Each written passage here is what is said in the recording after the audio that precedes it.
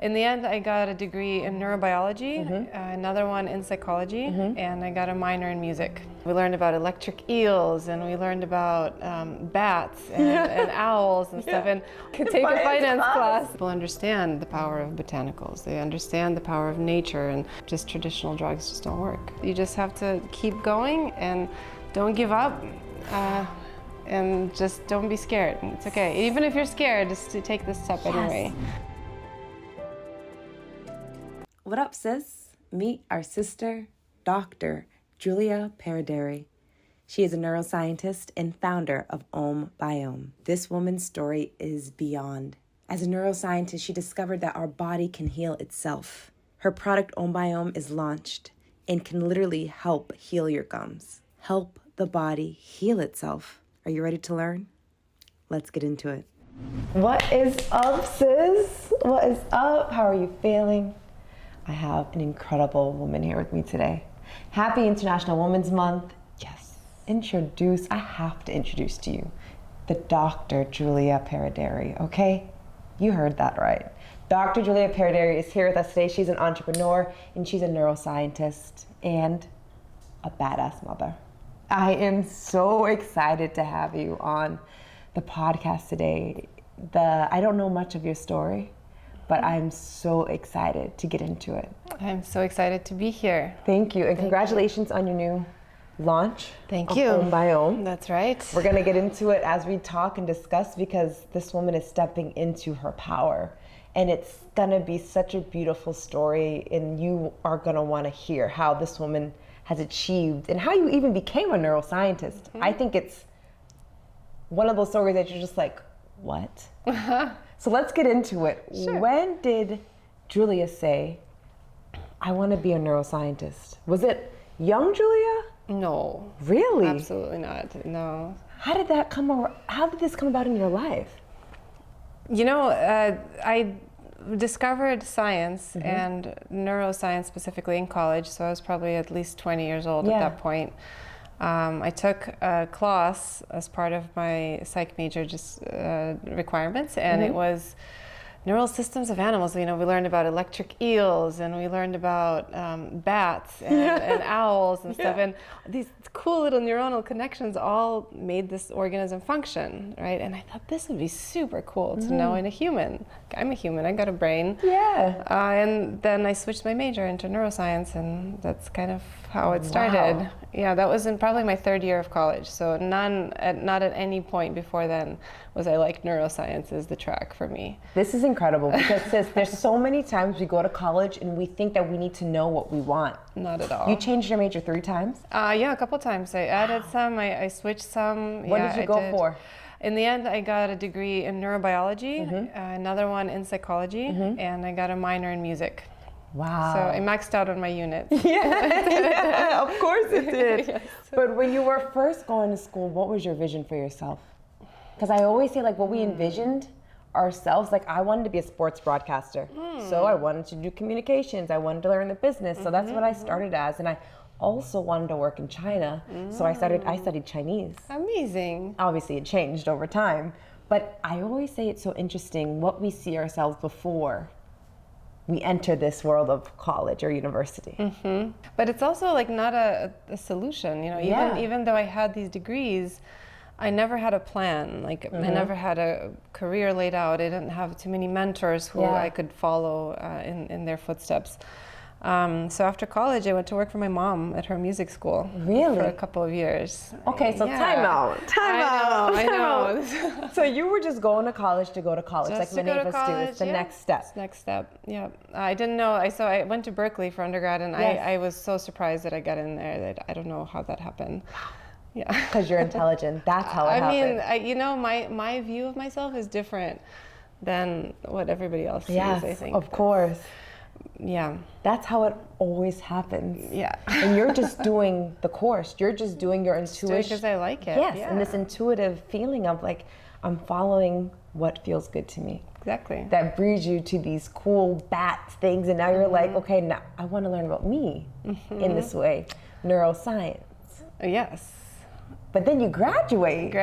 And then go to work for your mom. Just do some music, teach some kids. Wow. You know, and or it's like instruments, singing. Yeah, piano, guitar, voice. You know, and like 2 years into that, I was not fulfilling my potential. It felt very drab after a while, and I'm like, wait, I have a degree somewhere in my back pocket here. And I looked around. You know, closest universities were probably Cal State Northridge, UCLA, and I found one professor at UCLA who was doing awesome neurodevelopmental genetics research, and I got a job like a week later.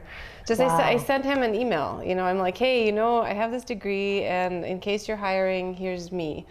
One guy, that's it, and he responded pretty much immediately. Wow, bold. That was good.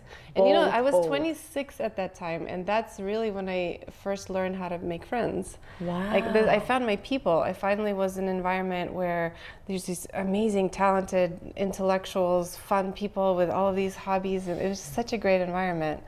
And I'm like, I'd never seen this before in my whole life. And now you're there. 26, yeah. That's incredible. Yeah.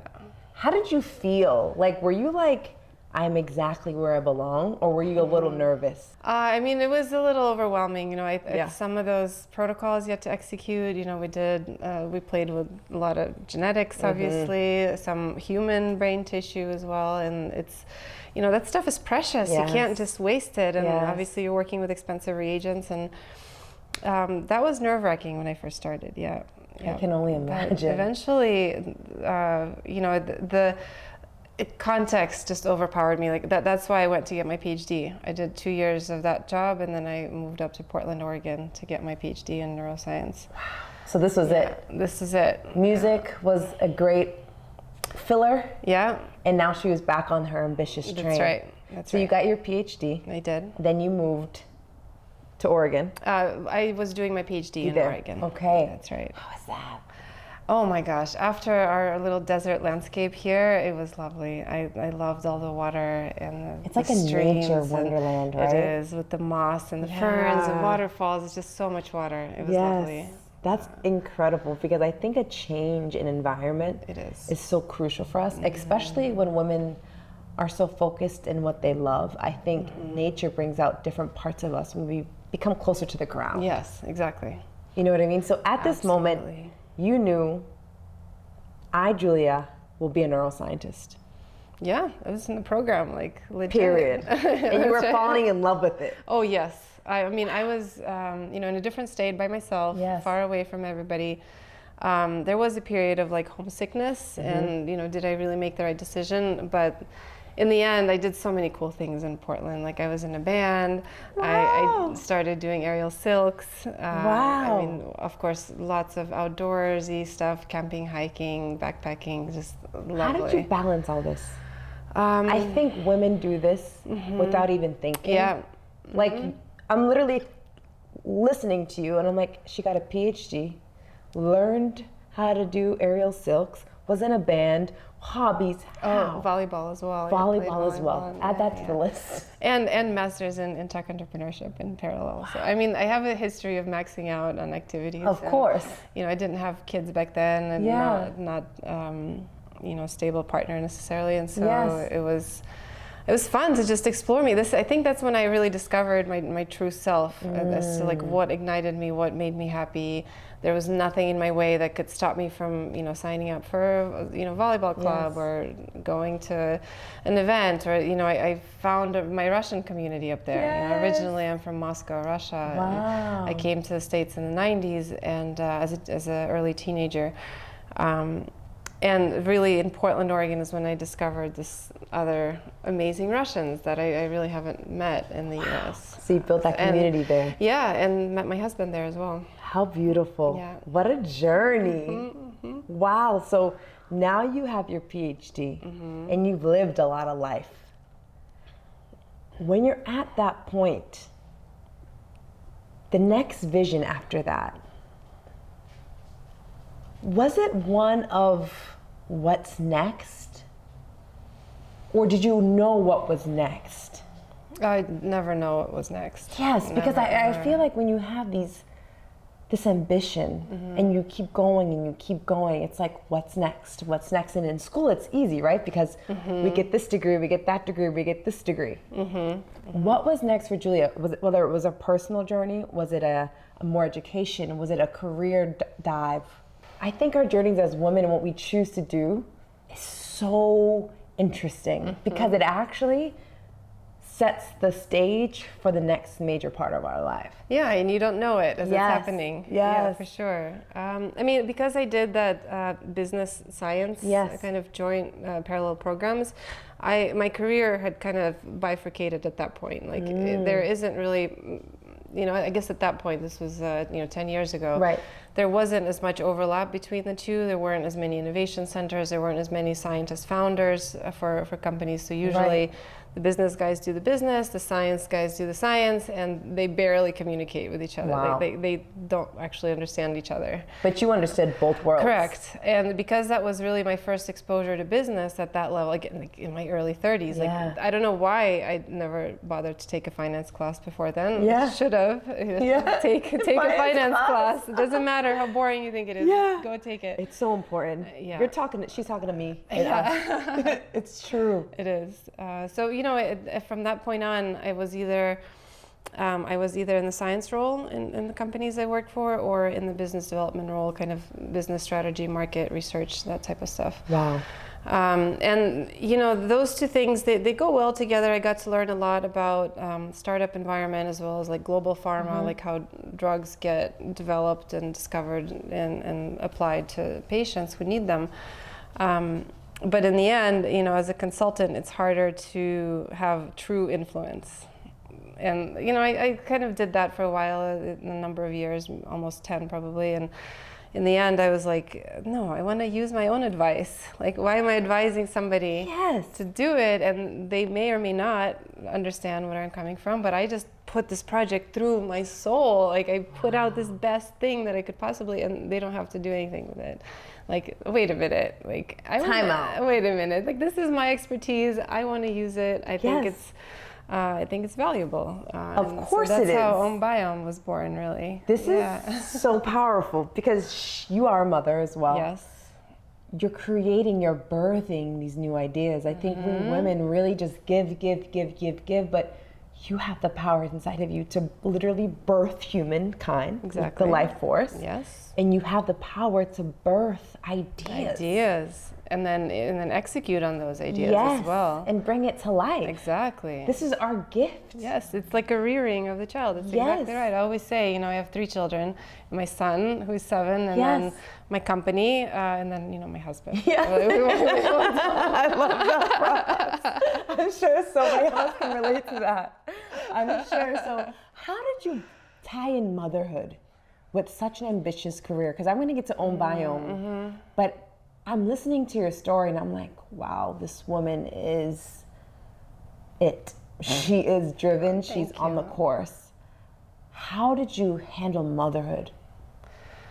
I mean, in short, like not well for a couple of years, and then it stabilized. He's a bit older now. We found our common language. Everything is so gentle and so kind in our family right now. So we figured some stuff out. I appreciate you for being so vulnerable and honest about that. Yeah. Because I feel like as an ambitious woman, I'm kind of nervous to have children. Oh yeah. Because I'm like, I love my life. I love where I'm going. I have these ideas. I like to move and groove. But I love children and I want to have a child.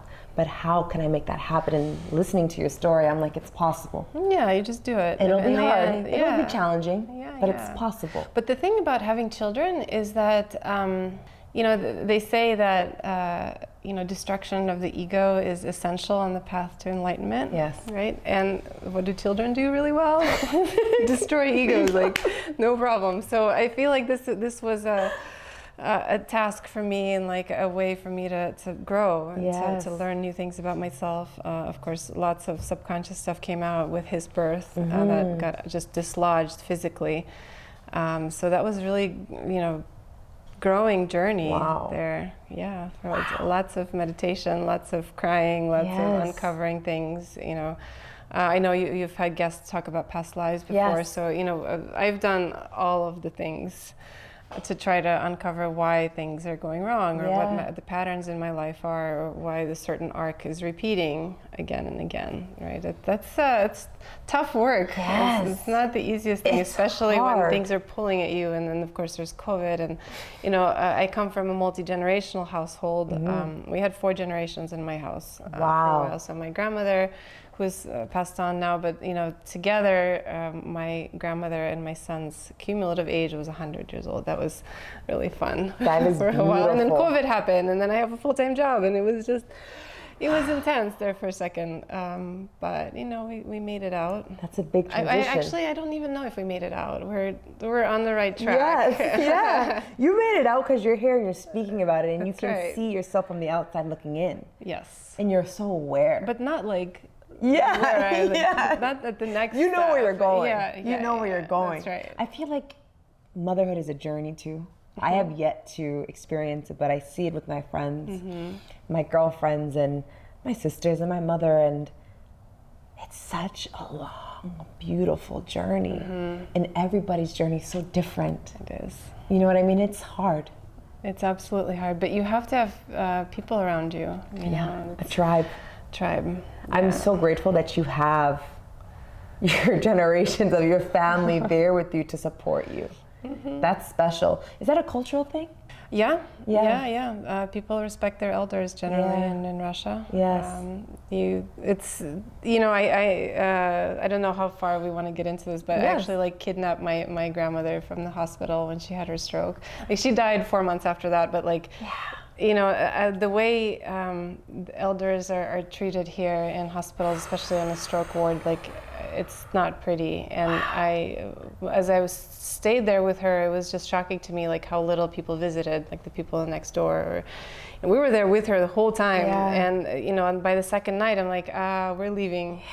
I'm like, no, you have to put her over there, do this. And they were strapping her to the bed. And I'm like, no, she's going home to her bed, and we will figure it out.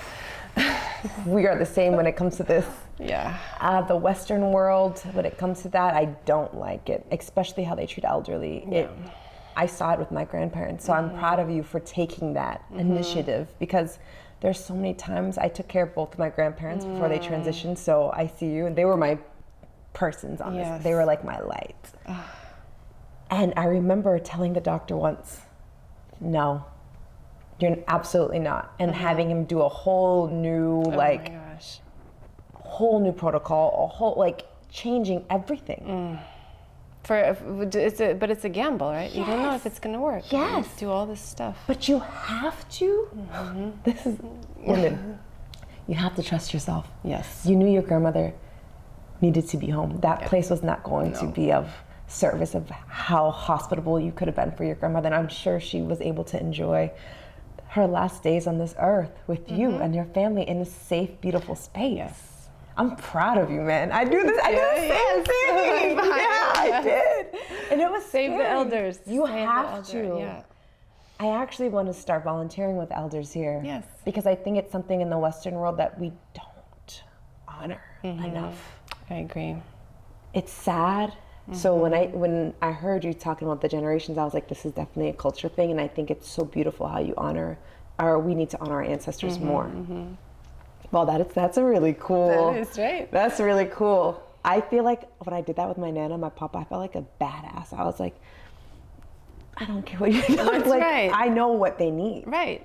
Exactly. I don't care. Right. I know. And that intuitive feeling gave them such a different transition. Of course it did. I mean, they felt supported. They felt guided by your warmth, of course. Wow. So beautiful. So you're dealing with all of this life and still on your journey of an entrepreneur, creating Ombiome. So what is Ombiome? Let our audience know what Ombiome is, why it was created. Yeah, Ombiome is, so we work with algae. We think algae are magical microorganisms. Of course, they're ancient. They've built and rebuilt ecosystems on this planet for thousands, millions of years, right, since the beginning. And they enable life. And so we have little tiny pieces of life, little tiny ecosystems all along inside our bodies. They're in the lining of our mouth, in the lining of our gut, in our skin, in our lungs. I mean, you name it. There's these tiny little pockets called the niche microenvironment, and it's the basis of regenerative biology. And what we're doing is we're taking algae, we're feeding this little ecosystem, and it's rebuilding itself. That's what we're doing. I love how you make it seem like it's so simple like that. That's a neuroscientist speaks down. Like, what? You're like, huh? It is simple, and I think we as humans have like made this overly complicated, especially when we start breaking things apart into tiny little fragments, like doing the extracts or the like synthetic molecules, like take more of this or less of that, or just this. It feels artificial. It feels man-made. It feels like we're sticking a stick into a wheel of this dynamic system. And, my philosophy is that we need to use dynamic systems to help heal dynamic systems. Like, it has to be this flow, right? I mean, we talk about flow on so many levels, but on the cellular level as well. Our body level, like, exactly. And the cellular level is what drives his body. Exactly. And the body's so smart. I mean, it can heal itself from all sorts of stuff. And we just have to help it do it. Yeah. So Ombiome helps the body heal itself. Wow. Yep. This is freaking powerful. Yes. Because we need more holistic healing in this world. Absolutely. So how did you come up with this idea? So right after grad school, I worked for a mushroom-based medical foods company. So we were looking at Parkinson's disease, chronic kidney disease. We had a cosmetic line. And, mushrooms are also microorganisms, right? And they are also quite powerful in helping the body, again, find that balance. And they have a lot of similarities with algae. So, 8 or something years later, when I was looking for a new toothpaste, I was like, wait, this is mucosal membranes. Like, what would feed it? I remember mushrooms were really great. Like, what else is out there? Algae. And really, she had issues with her gums. She had pretty advanced gum disease, loose teeth, deep pockets, like bleeding, easily injured tissues, right, from hard foods. Sometimes she'd get scratches, and really not it's sore, right? It's painful existence. And we were at dinner one day and just chatting about this. I'm like, why don't you try this? It was completely on the spur of the moment, and it worked for her. So. I thought more people need to know about this. Were you like, yes? Yeah. I knew it. Yeah. You knew it. I knew you knew it. Because especially when there's more people that are saying exactly the same stuff and more and more and more and more. And actually when I started this company, because I'm coming from science, I really wanted to make medical claims, right? I wanted to do the clinical studies. I wanted to show the effect, and I wanted FDA to say, stamp of approval, this is working. Like, you can, prescribe this as a drug. Yes. Of course, that is not what happened. Of course not. So there's all sorts of regulatory barriers for all sorts of stuff. And, when you're dealing with whole powders, like unaltered substances, like, we're just using dried spirulina powder. It's not an extract, it's not a synthetic, it's just the whole microorganism with all of its cofactors, enzymes, and delicious nutrients. That we need. That help the body utilize everything that's in it. And when you do that, the regulatory environment pushes you towards, dietary supplements, like consumer wellness, where you don't have to prove anything, which, puts me at a kind of a weird spot, because I want to prove things. I want to, we are proving things. We're doing all sorts of R&D on that department. And, it's just not what's typically done in this country. And, a lot of people are suffering because of that, unfortunately. But that's why we have humans like you. I mean, hopefully. To make change. Hopefully it's enough to change. And, there's more and more of us. Right. I keep finding these conversations where people understand the power of botanicals. They understand the power of nature and Eastern medicine, and kind of working on an energetic level, at all levels of energy, right? The frequency of our energy is literally so more transmutable than anything. Exactly. If only, actually the world will know now, because Dr. Julia is going to show you. It's so powerful. Yes. Eastern medicine has influenced my life tremendously. How has it influenced your life? Oh, it's tremendously. Yeah. I would say, I have this habit of picking the great people by their picture. I don't know. I found my acupuncturist Chinese herbalist by that same method. I've been going to her for 10 years. Wow. Met her in Portland. She was from SoCal, so now we see each other here. I took her grandma to see, took my grandma to see her as well. Yeah. And you know, when my grandmother's blood pressure was going up and down and up and down, she's gone to her cardiologist over and over again, like, help me. Either I'm fainting or I'm, you know, all a ball of stress. You know, this Eastern medicine is the only thing that fixed it. I have a very similar story. Yes. I took my Nana to acupuncture too, and it changed everything. Exactly, it did. It reinvigorates that life force, right? Yes, it the gives chi. that, yes. It brings your life force back to chi. It removes the blocks, and then you can like help it with some herbs and nutrients. And supplement your body the way it needs to be supplemented through herbs and botanicals. Exactly, through nature. Like nature already has all this stuff. Why are we recreating the wheel? Why? It's a ton of business being done around that. You know, genetics, biotech, all sorts of stuff, and you know, some of those things are really useful for extreme cases of disease. Yes. When you just have to ram in there and stop this. Yes.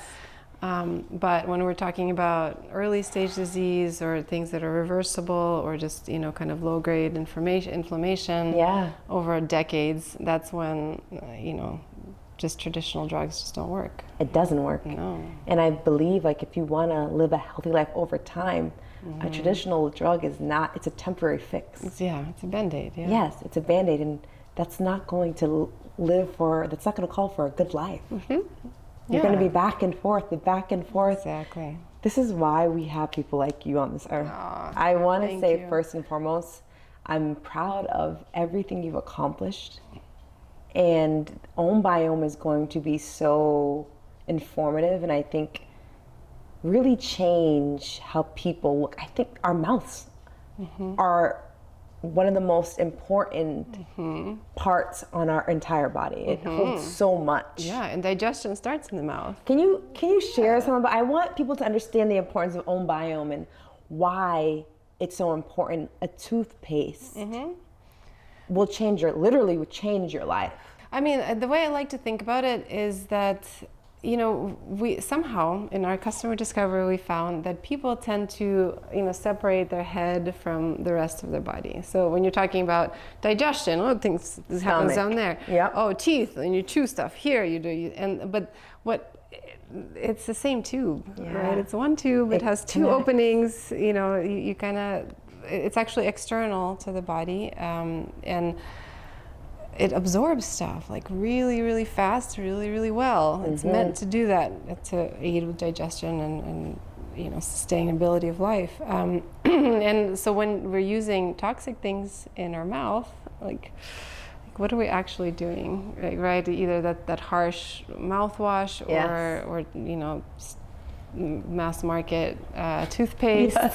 Yes. I mean, I'm not going to get into all the things, but some of those things can really fuck up your cellular balance. Yes. It's not doing things to help the body heal. Again, it could work for extreme cases of disease, but it's not actually delivering something to help repair. Right. Now with our mouth, so let me get this right, because I know a lot of us women have gut issues. I have gut issues. A lot of my friends have gut issues. How does the mouth heal our gut? Or how? So, you know, we're talking about the digestive system entirely, right? Yes. So it's all connected. We can't split it up. Actually, our whole body is the oneness, right? The Ombiome is preaching the oneness of existence and symbiosis, right? We can't be splitting these things, splitting hairs, do this over there and this over here. Because we're one. So it's I love this Ombiome. I love this. We are. Exactly. We truly are. Yeah, exactly. Om, right? It's the oneness. It's the bring it all. It's that God particle within us, right? It's our physical body. It's our energetic body. It's our connection with each other, with the planet, with the universe, right? It's oneness, right? I mean, there's meditations to help you experience this, right? And algae is just one of those microorganisms that can help that system thrive. It's been doing it for millions of years, right? That's why this works. That's why this has potential as a platform, and right now we're starting with consumer wellness and, mouth health supplements. Yes. But, I think there's no limit to what we could do here. We have a biotech R&D side. We're looking at philanthropic initiatives. We're actually a California benefit corporation. Incredible. Yes. So we're, and the 10-year vision is to bring together nutrition, medicine, and agriculture. Like all those things have to exist together in one. And algae actually have roles in all of those fields. So depending on how they fit together and which people we can collaborate with, I think this would be amazing. I'm already meeting farmers and amazing chefs and and drug developers as well who understand, who get it, and this is the beginning of the transformation that we need. We need change makers, we need game changers that are willing to step up and say, hey, let's do this and let's change the world. But it's actually the change that we need. It's like, wake up. Yeah, but feed communities, like feed your gums. Feed your body. Feed your body. Feed yourself. That's right. We were discussing earlier, last month's episode, about taking care of yourself comes first. Self. And Ombiome is an essential part of that. Exactly. You must take care of this body, this vessel that we have, and we need more of these beautiful brands and company and founders like you who create products for the goodness of our own health. It's really, really admirable to know that not only are you a neuroscientist, but you're a woman that has the entrepreneurial background, because I think having both is such a dangerous, cool tool to have. Dangerous. Watch out. It is. Because for you, the sky's the limit. I feel like Ombiome will grow to so much more than you probably even envision. I mean, it has to. This is outside of me at this point. It will. I'm just a vessel to bring it to life. That I have done my duty in rearing it and growing it and getting the right people involved, because I can't do it all by myself. I thought that for a couple of years. I could do this, and I was doing the night shifts and the ridiculous amounts of work for very minimal benefit, it seems, over time, right? But now I understand. Now we need a team. There's other people who are just as excited about this as I am, because it is real. It does make sense. It does make a difference. And that's the courage and the knowing. Because we sisters, we've all had this idea. We've all tried to do it ourselves and figure it out and just do. But it literally just takes trust in yourself to be like, hey, I have this idea. What do you think? That's right. Hey, I have this idea. Can you help me? Yes. Hey, I need help with this. Do you have it? And the answer is almost yes. Almost always yes. And even if it's no, thank goodness that it's no, because that person automatically self-filtered out of your life. And you wouldn't want that. You wouldn't want that anyway. Align. It doesn't. Exactly. Ombiome is going to build the team that transforms the health industry, I believe. I think Ombiome, with you alone as the founder and the energetic force behind it, it has the power to do some really beautiful things. Thank you. And I'm really excited to see how it grows. I'm excited to try the product. Amazing. I want to know, how did you come up with the name? Because it's such a really special name. Ombiome? Yes. Biome is that ecosystem that we talked about, right? The microbiome and just this coexistence of all sorts of different things that live togetger. And Om, the sound of the universe. I mean, what can I say? Om. That's so good. I didn't actually think about it until you sat here and said it, and I was like, oh my God, yes. It's this oneness that we need to really heal this body, this biome that we all have. We all live in. Sis, taking care of yourself is taking care of your microbiome. Yes. There's more bacterial cells than our own cells in our body. We're really basically just walking through clumps of bacteria. We could probably have a whole class with Dr. Julia to teach us all the things that we actually need to know on a cellular level. And I'm sure you will have that eventually, because it's so essential. Absolutely. For people like us that weren't neuroscientists, or I was never good in science. You know, me neither. I was never. Growing up in school and Really? stuff, like I Yeah. liked math. I did Yeah. like math, Yes. but like biology or any of that stuff, like chemistry even, Yeah. I wasn't Me really a neither. big fan. But then I ended up loving organic chemistry with like little. So how can we like learn this neuroscientist knowledge? Like, do you educate us? Yes. You have to, because we need it. Where can we I'm find? getting there. So I do have a YouTube channel Yes. and an Instagram channel. Okay. I think I'm on Facebook as well. Okay. You know, being a scientist, I'm most comfortable in like a dark room with a microscope. So being out in public like this is a little bit nerve-wracking, but you know, we all have to get out there and find our voice. You got Yes, this. thank you. Yes.